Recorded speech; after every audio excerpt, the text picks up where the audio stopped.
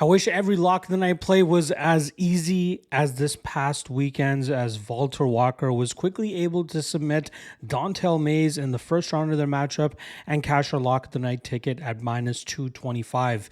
He took a lot of action during fight week and I believe closed closer to minus 280. So I'm happy to have gotten that much better line on him. And that's another reason why it's good to hop on to either this channel nice and early or hop on to the Patreon page where I post the lock of the night play for all those folks over there. And that's what I've already done.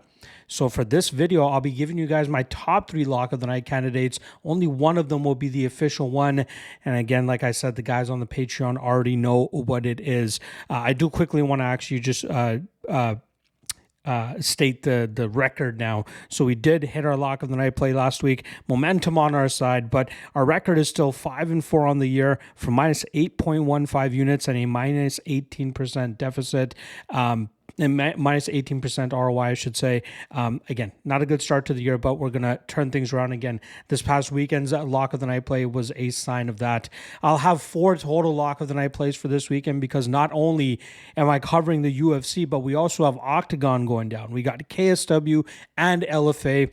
LFA, I'll be dropping a full card breakdown on the YouTube page in the next few days here, so keep your eyes peeled for that. That'll probably come out on Thursday since the card is on Friday, but the KSW and OKTAGON cards will strictly be posted on the Lock of the Night Patreon page, where I'll have track plays for all those guys, as well as Lock of the Night plays and Dog of the Night plays. So make sure you guys check out the Patreon page. All right, let's not waste any more time. Let's get right into it. Top 3 Lock of the Night candidates. First one up is going to be Javid Basharat as he goes up against Ricky Simone. Now, Basharat suffered his first professional loss last time around against Ayman Zahabi, but I believe this is a far more convenient stylistic matchup here against Ricky Simone. We know Basharat has great takedown defense, and even if he does get taken down, he works immediately back to his feet, which is where Ricky Simone has often struggled, and which is why he currently finds himself on a 3-fight losing streak.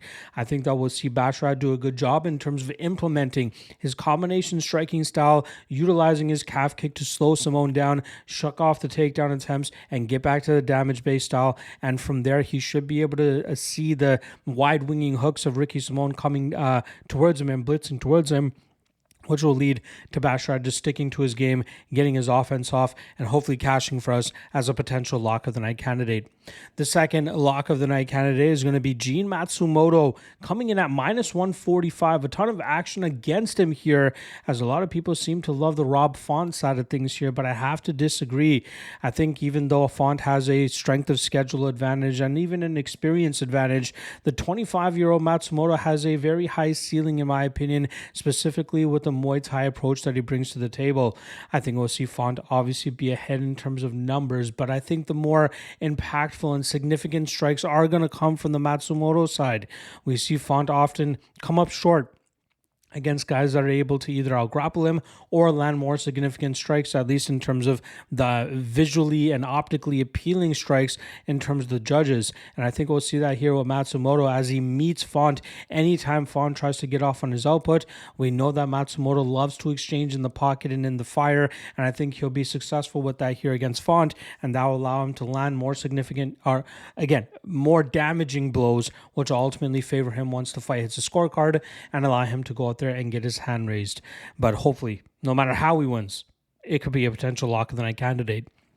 The third and final lock of the night candidate is going to be the chalkiest of them, as we have Anthony Fluffy Hernandez coming in at minus 300 as he goes up against Brendan Allen in a rematch of a fight that took place back in 2018.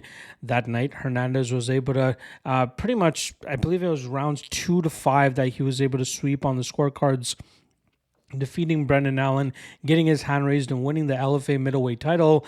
Now they only have two less rounds to deal with, but I still think we'll see those types of scenarios play out once again with Hernandez getting the better of the grappling exchanges. His scrambling is superior, his cardio is superior, his wrestling is superior, and I think from there, that will allow him to fend off the submissions of Brendan Allen, really put the pressure on him, break him down, and eventually win this fight on the scorecards. I think Hernandez may get a title shot by 2026, considering the run that he's currently on, and especially if he continues to put on dominant performances. And I think you'll see him continue that trend this weekend, picking up his 7th straight victory, getting the decision victory over Brendan Allen. But no matter how he gets done, he could cash as a potential lock of the night candidate for us. Again, only one of these 3 can be the official lock of the night play for UFC Seattle. Check the link in the description for below for the lock of the night Patreon page. That's where I got it posted, and that's where all those folks already know what is up. All right, I will see you guys later today for the chalk or not segment for UFC Seattle. See you guys then. Peace.